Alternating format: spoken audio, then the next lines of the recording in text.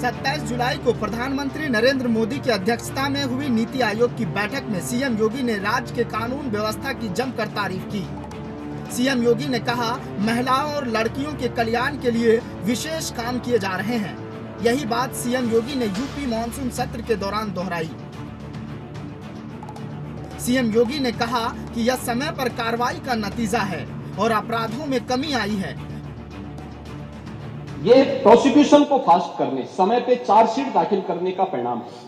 नहीं तो होता क्या है, जब हम लोग इसमें लापरवाही बरतते थे, सरकार संज्ञान नहीं लेती थी, विभाग संज्ञान नहीं लेता था, लोकल स्तर पर संज्ञान नहीं लिया जाता था, अपराध बढ़ते थे और फिर इनको हल्केपन से लेने का दुष्परिणाम क्या होता था कि हर ऐसा अपराधी स्वच्छंद होकर के अपराध भी करता था और फिर समाज उसके बारे में देखते हुए भी उसके खिलाफ कार्रवाई नहीं कर पाता था।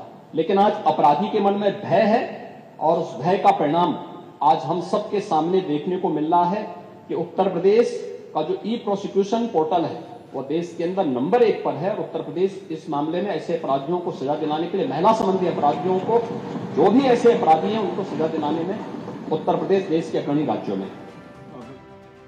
अब तक योगी सरकार 2.0 में कानून व्यवस्था का एक नया रूप निखर कर लोगों के सामने आया है। जहां अंग्रेजों के जमाने से चले आ रहे जेल मैनुअल में बदलाव किया गया, तो वही अवैध मादक पदार्थों के माफियाओं के खिलाफ प्रभावी कार्रवाई की गई, जिसके बाद अपराधियों की कमर कसने में कोई कसर नहीं छोड़ी जा रही है। योगी सरकार 2.0 में कानून व्यवस्था में हुए कुछ बड़े बदलावों पर नजर डालते हैं। एंटी नारकोटिक्स टास्क फोर्स का गठन,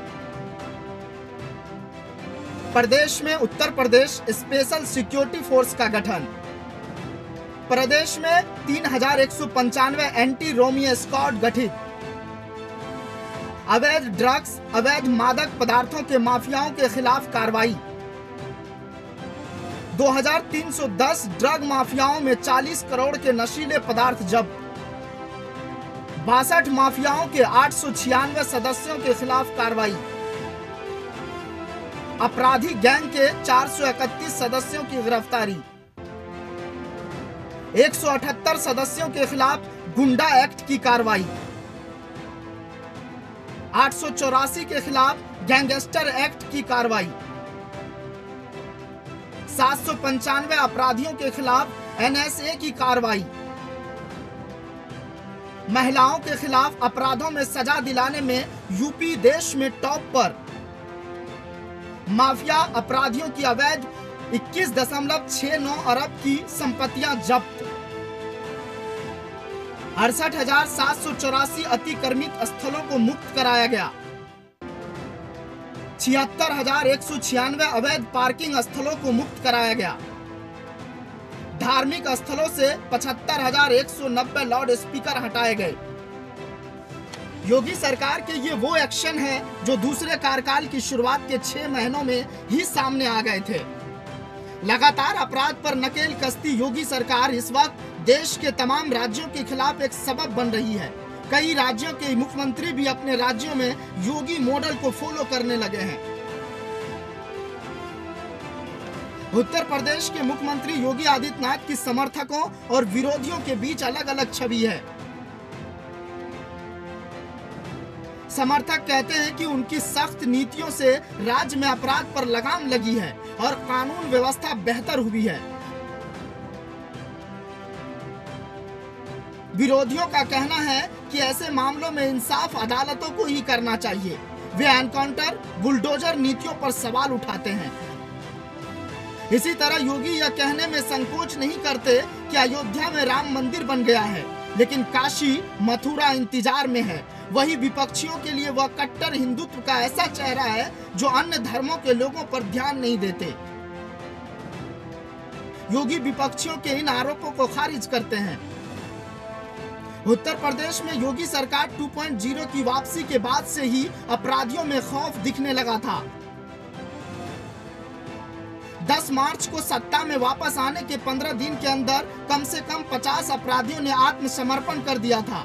अपराधी गले में तख्तियों के साथ थानों में पहुंचे थे, जिस पर एक संदेश लिख आत्मर्पण कर रहा हूं, कृपया गोली न चाहें। अपराधियों पर नकेल कसने में योगी सरकार की बुलडोजर नीति भी खूब चर्चा में रही और अभी भी है। जब भी यूपी में कोई अपराधी पकड़े जाते हैं तो उसकी अवैध संपत्ति पर बुलडोजर चलता है। हाल ही में जब संसद में अखिलेश यादव ने दिल्ली के कोचिंग सेंटर में हुए हादसे को लेकर अपराधियों पर बुलडोजर की कार्रवाई की बात कही, अखिलेश यादव के बयान को लेकर तो बीजेपी ने यह कहना शुरू कर दिया कि अखिलेश यादव योगी सरकार की बुलडोजर नीति के मुरीद हो गए हैं।